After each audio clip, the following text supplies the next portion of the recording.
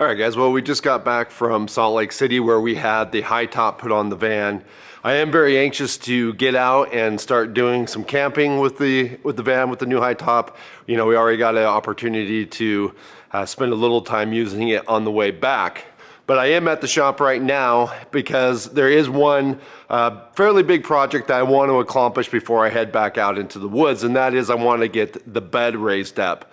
It's pretty important for me to do that because I did lose all my storage I used to have up on the rack, but that was planned because what I wanted to do was move all that weight that was sitting on the top of my van down low and put it under my bed. So by lifting up the bed, we'll gain some extra garage space, and that's the project I'm going to work on today.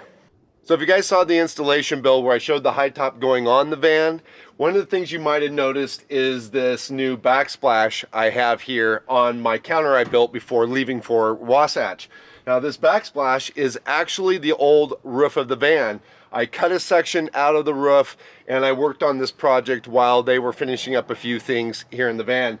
I really did want a backsplash for this countertop, and my original intention was going to buy some metal, but Aiden there at Wasatch jokingly pointed out that there was some sheet metal sitting out back, and it just gave me the idea, and I thought it was kind of a neat addition, and I just really like the way it came out. It's just got this brushed metal look, and I think it looks fantastic. Another small detail that I didn't talk about in the installation video is I did talk about getting the window, but I also had Wasatch sew me up a window covering for it, and they do make custom window coverings for all the windows in the van. Megan got a full set for her van. I already had some for mine that I had made, but I didn't have one for this window, so since they were there and had the ability to do it, I just had them make it up. And Ryan there at Wasatch does a really nice job at sewing, and I knew this would come out really nice, which it did. It just magnets in, so it pops in and out really easy, and I can just put it right back up in there, and it fits very nice. So nice little detail. I like it because in that way I can completely black out the van at night for sleeping. I can also, it also has some insulation built into it, so it kind of helps a little bit with losing any heat through the window. And also, even though they would have to be very tall people, it keeps prying eyes out from looking in the van if I don't want them to. So as I mentioned in the last video, there is trim work that needs to be detailed out in the van as well. I'm not super pushed about some of that stuff because I am anxious to get out in the van, and my main goal is just to get this bed elevated, not only so I can get my gear in here, but there's some aspects about the way the bed works that I want as part of my kitchen counter. But this piece of trim here, I have some lumber left over from the old build or the old ceiling, and I believe that the trim piece that used to be here will still work pretty well with some modification. So I'm going to maybe get that in this week. But some of the old roof boards I may use as a topper here, and then I have to still yet build something to go over the cover up the cab area where I'm going to have storage there as well. So the last thing I'm going to talk about before we start working on elevating the bed in my van is you can see my workbench is taking up with jackeries and computers and some monitor and everything, and that's because I bought a new computer for editing the new van camping episodes. My old computer just wasn't handling 4K footage very well, so I bought a new M1 Max so that way I could edit those videos and provide them in 4K to the van camping website members. Problem is, one morning I woke up and my screen looked like this. It looks like a crack, but the front glass is not cracked. It's something that's going on behind that glass, and I don't know what happened because I used it the night before and the screen was fine and I didn't go anywhere. I just put it in my laptop bag and set it to the side, got up the next morning, and I noticed when I booted it up there was a single line coming down the screen, and when I touched the screen on the back here, just not even very hard, the whole screen just went black, and then this whole like weird crack looking thing happened. So anyways, it is set to go back to Apple. They're sending me, I have Apple Care, so they're sending me a box. This is going to go back to Apple, but right now the workbench is being all taken up with me being plugged into a secondary monitor so I can see what's going on, and getting time machine backups and backing up any pictures and footage that I had on the local hard drive. So fortunately our workbench is going to be unavailable to us today, but I shouldn't really need it. I got sawhorses. One last thing I forgot to mention is, for you that are van camping members on my website, I was working on some bonus footage from the last episode, episode 2. I have a whole day that I didn't put into that video that I'm going to edit together, and I was working on that edit prior to this machine going down. So as soon as the machine comes back, I'm going to finish that edit, and that is going to be a van camping member only video. So look forward to that when I can get back to editing on this machine. Okay, so we're going to get started working on this bed, and like I said, we're going to keep the main bed that we've already built before. All we're going to do is build a stand that's going to lift the bed roughly 16 inches. I've done some measuring, and I figured that's as high as I can go without, when I'm sitting in the couch mode, that my head would be hitting the ceiling again. We don't want that. We want to be able to enjoy the high roof, but at the same time, I want some extra storage space back here so that I can put some of the gear that I used to have in my skybox back here now. Now, another reason why I want to lift the bed is I'll use one of the drawers as part of my counter space. So when I pull the drawer out, I have a little board in there that I can pull up, and then there's stuff underneath, but having that board there gives me extra counter space. Right now it's at knee height because that's how high my counter used to be. So by getting this up 16 inches, that will put that drawer coming out and make some nice extra counter space and give me some nice extra storage space back here, and that storage space will be down low, which is what I want. So any gear that I put in, the extra gear that I put in the van, that way will be low center of gravity and not up here at high center of gravity.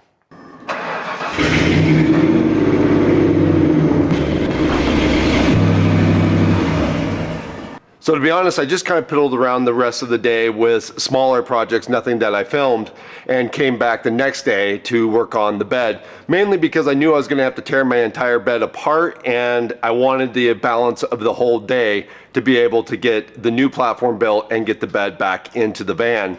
Plus, this gave me the opportunity to do a little shop cleaning and get the computer off my work desk, so that way I had that available as well.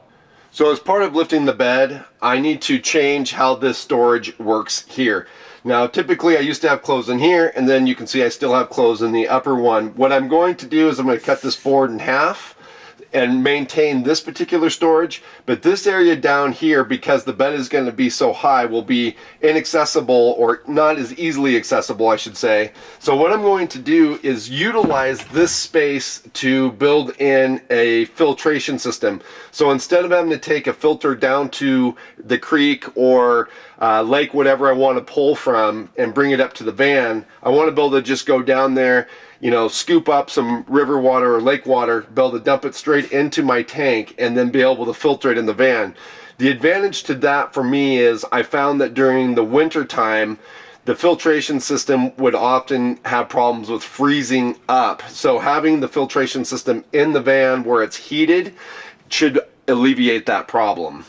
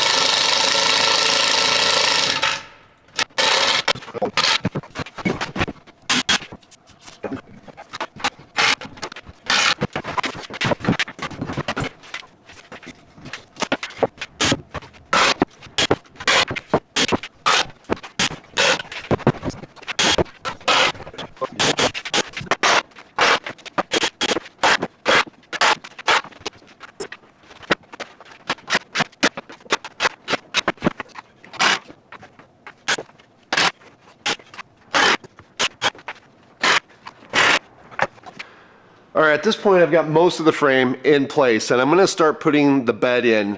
I still have one more cross member I want to put in, but I'm going to get the bed in and slid in first, and then get that last cross member in place.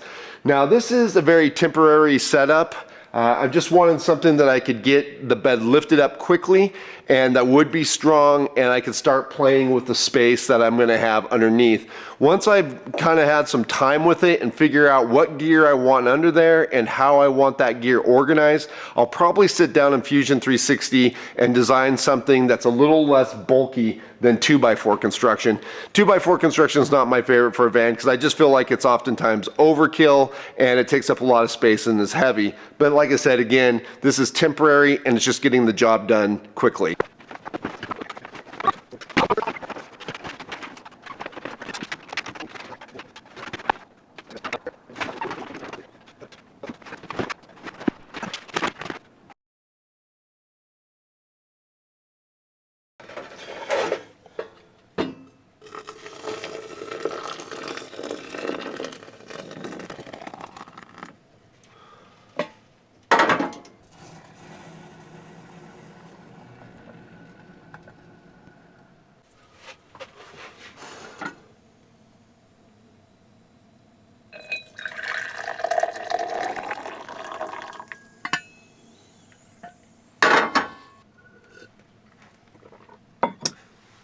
Well, I have to say, getting the bed back in here was just the biggest challenge as I thought it would be.